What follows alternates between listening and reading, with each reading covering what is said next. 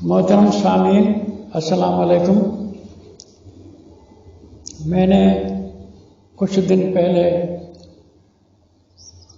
ولی عہد سعودی حکومت جناب محمد بن سلمان کی خدمت میں ویلکم کی تھی، جو انہوں نے ایک انٹرویو میں کہا تھا کہ ہم عدالتی فیصلے قرآن سے کریں گے اور حدیث اس قابل نہیں کہ اس کے ذریعے کورٹوں میں فیصلے کیے جائیں۔ تقریباً مفہوم ہم نے اس کے انٹرویو سے یہ سمجھا۔ پھر اس نے ایک حوالہ بھی دیا کہ جو رجم کی حدیث ہے، زنا کے جرم پر رجم کرنا، اس پر کسی بھی صورت میں عمل نہیں کیا جا سکتا۔ تو بہرحال ہم بہت خوش ہوئے کہ اس مرکز کے سربراہ کہیں کہ وہ قرآن کی طرف آئے ہیں اور اس کو اب بھی سراہتے ہیں۔ لیکن ولی عہد صاحب سے ایک سوال ہے کہ جب قرآن اس لائق نہیں ہے کہ اس کو عدالت میں ریفرنس کے طور پر تم لاؤ اور مقابلے میں پھر حدیث کو بھی مانو، قرآن کو تم پھر نہیں مان رہے، گویا قرآن کے ساتھ تم شرک کر رہے ہو۔ قرآن کو عدالتی قانون مان کر کے پھر حدیثیں بھی پڑھاتے ہو، تمہاری یونیورسٹی حدیثیں پڑھاتی ہیں، اور تمہارے انٹرویو کے بعد آج اس کو 1 مہینہ اندازاً پورا ہو چکا ہے، پھر بھی مدینہ المنورہ کی مسجد نبوی کا فوٹو دکھا کر کے تم دھڑا دھڑ حدیثیں پڑھتے ہو۔ جس وقت کھولو حدیثیں چل رہی ہیں، جس وقت کھولو کہ قال رسول اللہ، رواه البخاری، ابو ہریرہ سے فلانے سے فلاں سے، سب تم وہ حدیثیں آج بھی پہلے کی طرح حسب دستور سابق ساری دنیا کو سنا رہے ہو۔ تو پھر ہم آپ کے قرآن کی طرف آنے کو کیا سمجھیں؟ آپ نے کہا کہ قرآن سے آج کے بعد فیصلے لیں گے اور حدیث اس لائق نہیں ہے کہ اس کو عدالتی فیصلوں میں کوڈ کیا جائے، تو پھر یہ حدیثیں کن کے لیے پڑھی جا رہی ہیں؟ تمہاری درسگاہوں میں حدیثیں ختم کی گئی یا نہیں کی گئی؟ یہ سوالات ہیں ولی عہد صاحب کی طرف سے۔ ہم نے تو آپ کے والد کے لیے بھی سنا ہے کہ اس نے ابھی جو الیکشن ہوگی اسرائیل کے اندر، اس میں وہاں کے امیدوار قاتل جو ہے فلسطینیوں کا نیتن یاہو، اس کو پیسے بھی مدد میں دیے ہیں کہ تو الیکشن جیت جا، خرچ میں بھرا اور پیسے دے۔ تو تمہارے رشتے ناتے کہاں مل رہے ہیں؟ تمہیں ان کو جیت دلانے میں تمہاری تو کوئی پارلیمنٹ تو ہے نہیں جس سے پوچھو۔ ویسے بھی پارلیمنٹ مسلم ملکوں کی وہ ڈمی ہوتی ہے۔ تم تو بادشاہ کہلاتے ہو اور تم بادشاہی کے بنیاد پر جو جی میں آتے ہو کرتے جاتے ہو۔ ہمیں پتا ہے کہ تمہارے سسر کئی خاندانوں کے مامے نانیاں تل ابیب میں ہیں، سعودی سے ہر روز ان کے ساتھ فون پر ملاقات مجلس ہوتی ہے، ہم اعتراض نہیں کرتے، لیکن ان رشتوں کا تعلق نظریات پر تو ہوگا ہی ہوگا۔ تو نظریات کے حوالے سے ہم قرآن کے خادم ہیں، ہم قرآن کے پیروکار ہیں۔ ہمیں یہ حق پہنچتا ہے کہ تم سے پوچھے کہ تم نے قرآن کے ساتھ جو غداری کی اور تم نے اس دن انٹرویو دے کر گویا کہ سجدہ سہو کیا، پھر بھی سجدہ سہو کرنے کے بعد یہ حدیثیں کیوں چل رہی ہیں؟ ان کو بند کیوں نہیں کیا جا رہا؟ تمہارا نصاب تعلیم ختم ہونا چاہیے۔ یہ تو ہمارے اپنے ہاں پاکستان کے اندر تجربہ ہے کہ جب تک افغانستان میں نجیب کی حکومت تھی اور سوویت یونین بحال تھی، اتنے ان دنوں میں امریکہ نے پاکستان کے درسی سلیبس میں، کالجوں میں، مدارس میں حکم دیا کہ یہ جہاد کی آیتیں ہیں، ان کو پڑھو، ان کو پڑھاؤ، ان کو سمجھو، ان پر عمل کرو۔ تو وہ ساری جہادی آیتیں گویا کہ سوویت یونین کے خلاف وہ لانا چاہتے تھے، استعمال میں ذہن بنانا چاہتے تھے۔ جب وہ ان کا کام نکل گیا، سوویت یونین ڈاؤن ہو گیا، لینن گراڈ مسمار ہو گیا، تو پھر حکم بھیجا پاکستان کو کہ نکالو ان آیتوں کو، جہاد کی قرآن والی آیتیں ختم کرو اپنے نصاب سے۔ تو اس سے معنی یہ ہوئی کہ ہمارے پاس جو نصاب دیا جاتا ہے وہ بھی امریکہ سے، جو چھینا جاتا ہے وہ بھی امریکہ سے۔ تو ہم کیا سمجھیں کہ آپ نے جو انٹرویو دیا تھا اس دن کہ اب ہم حدیث سے فیصلے نہیں کریں گے، قرآن سے فیصلے کریں گے، اور حدیث پھر اب بھی پڑھائی جا رہی ہے۔ حدیث پر تم اتنے کروڑوں ریال تنخواہوں کے خرچ کر رہے ہو مدرسوں پر، یونیورسٹیوں پر، کہ تم لوگوں کو حدیث پڑھاؤ، پھر ہم اس کو دوغلاپن سمجھیں کہ تم لوگوں کو قرآن کا نام لے کر کے پھر وہی حدیثیں سر پہ مار رہے ہو امت کو۔ میں اس نتیجے پر پہنچا ہوں، خدا کرے کہ میں غلط ہوں، مجھے اپنے غلط ہونے پر خوشی ہوگی کہ تم نے جو یہ انٹرویو دیا ہے شاید اس لیے دیا ہے کہ تم نے جدہ کے قریب ماڈل سٹی بنایا ہے، عالمی تفریح گاہ بنائی ہے۔ اس عالمی تفریح گاہ میں میں پہلے سے سمجھتا ہوں کہ لوگ جب آئیں گے، جب وہ سمندر کے کنارے جوڑے جوڑے بے لباس ہو کر کے ملیں گے۔ اب اس بے لباسی کو قرآن چیلنج کرتا ہے، اور سزا تم نے حدیث سے سنائی ہے کہ سنسار کرو۔ اب سنسار والی بات سے تمہاری تفریح گاہ تو ڈاؤن ہو جائے گی، اس کی مارکیٹ گر جائے گی۔ دنیا میں جو اور تفریح گاہیں ہیں مجھے پتا نہیں ہے دبئی میں کیا ہے، بینکاک میں کیا ہے، یا اور جگہوں پر کیا ہے، لیکن تم ان سے بازی لے جانے کے لیے کہتے ہو کہ یہ رجم والی حدیث صحیح نہیں۔ تم نے یہ وضاحت سے جب اپنے انٹرویو میں کہا رجم والی صحیح نہیں ہے، تو اب ہم یہ بات سمجھنے پر مجبور ہو گئے کہ تم اپنی اس جدہ کے پاس ماڈل سٹی کی جو تفریح گاہ ہے اس کو مچانے کے لیے، اس کو قائم کرنے کے لیے، اس کو زیادہ بازی لے جانے کے لیے تم نے یہ انٹرویو دیا ہے۔ اگر تم سچے ہو کہ قرآن عمل کرتا ہے، قرآن سنسار نہیں کرتا، حدیثیں سنسار کرتی ہیں، حدیثوں کو کینسل کرتے ہیں، اس بات میں تم سچے ہو تو حدیثوں کی تعلیم ختم کرو، نصاب تعلیم سے حدیثوں کو نکالو۔ ایک بات کا تم نے ذکر کیا، اور وہ ایک بات اس لیے کہ شاید کہ وہ تمہارا پارک جو ہے کنارے پر، سمندر کے کنارے پر، اس کی آمدنی پر اثر نہ پڑے، اس لیے تم نے کہا تم آؤ گھومو پھرو، کوئی بات نہیں ہوگی۔ یہ بات ایک تصور ہے، ایک خیال ہے کہ تمہارا انٹرویو، اگر تم حدیث کو ملک سے نہیں نکالتے، جس کو قرآن نے نکالا ہو، جس کو قرآن نے کہا ہے تو یہ میرا نبی وَلَوْ تَقَوَّلَ عَلَيْنَا بَعْضَ الْأَقَاوِيلِ لَأَخَذْنَا مِنْهُ بِالْيَمِينِ ثُمَّ لَقَطَعْنَا مِنْهُ الْوَتِينَ۔ ہمارا نبی ایک بھی حدیث جاری کرے ہم اس کی جو ہے رگے حیات کاٹ دیں گے۔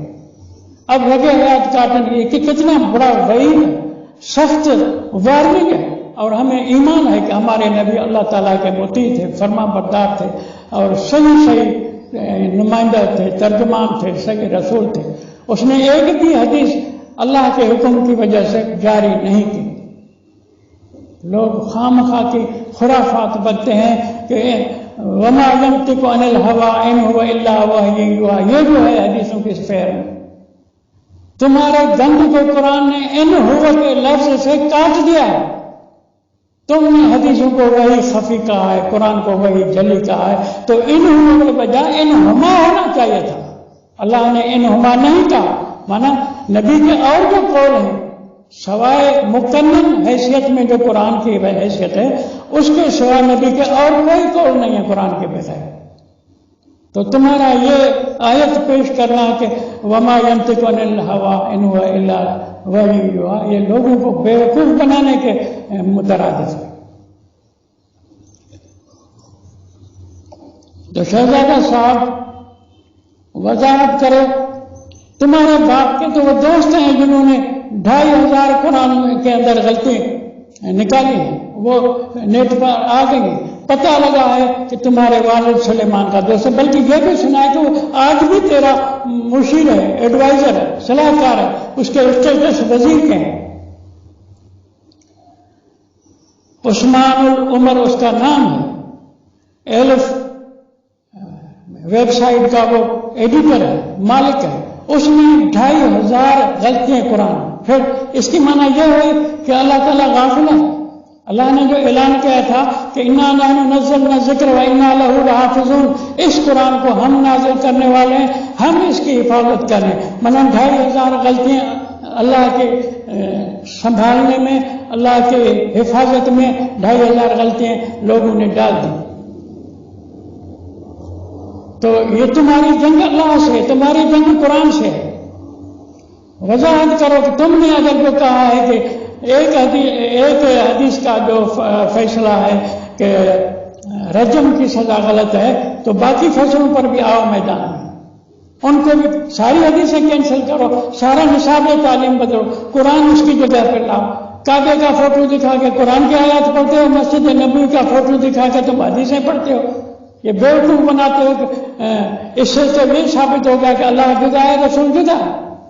تم نے یہ غلط معنی مشہور کی ہوئی ہے کہ اطیع اللہ کی معنی ہے قرآن کے پیچھے چلو، اطیع الرسول کی معنی ہے حدیث کے علم حدیث کے پیچھے چلو۔ تم نے یہ لوگوں کو تو بیوقوف بنایا ہے، لیکن قرآن تو تمہارے منہ پر تمہیں کہہ رہا ہے کہ ولا تولوا عنہ، اطیع اللہ و اطیع الرسول ولا تولوا عنہ۔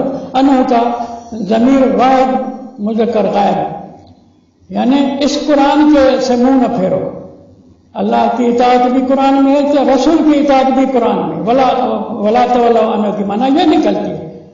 جو تمہارے مولوی نے پڑھائے ہوئے ہیں، تنخواہ دار پٹھو ملا تم میں رکھے ہیں جمبے پر لا کر کے، انہوں نے اس کی معنی اطیع رسول کی معنی ہے علم حدیث پر چلنا نہیں ہے، قرآن اس کا رد کرتا ہے۔